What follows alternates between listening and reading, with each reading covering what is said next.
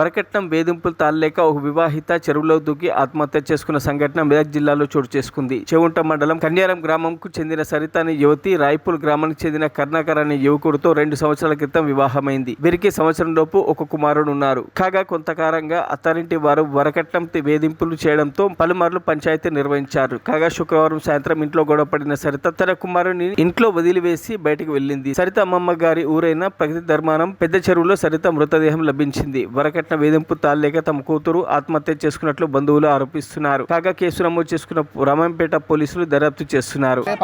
పంపించినాక 3 రోజులు అయింది, 3 రోజులు 4 రోజులు అయింది సార్. ఆయన ఆమె ఇబ్బంది పెడితే ఆమె బయటకు వెళ్ళిపోతా అని చెప్పి బాబునాడ పడేసి వెళ్ళిపోతున్నాక బస్సు ఎక్కాక కూడా అత్తమ్మ చూసినాడు సార్.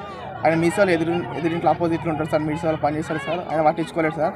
బాబు ఏడుస్తుందని చెప్పి బాబు దగ్గరికి పోయినట్టు కానీ బస్సు ఎక్కిపోతుందని చెప్పి ఈమె దగ్గర రాలేదు సార్. హింస ఇచ్చారని చెప్పి ఆమె బయటకు వెళ్ళి వచ్చేస్తారు. గృహహింస కింద అయితే చాలా హింస ఇచ్చేస్తారు. చుట్టుపక్కల కూడా చెప్తారు సార్ రాయపల్ల వాళ్ళు అడిగినా కానీ. నా పేరు మహేష్. వాళ్ళ అమ్మమ్మ గారు మా ఊరే. ఈమెకు వరకట్న వేధింపులు మరియు గృహహింస వేధింపులు, వరకట్న వేధింపులు చాలా ఎక్కువයි. తన 1 year బాబు ఉన్న ఉడక తను ఆలోచించుకోకుండా ఏదో విధంగా హింసించి చాలా వేధించడం వల్ల తన అమ్మమ్మ గారి నుండి ధర్మారం ఊరికి వస్తానని చెప్పి మార్గ మధ్యంలో దిగి తన ఆత్మహత్యకు పాల్పడింది.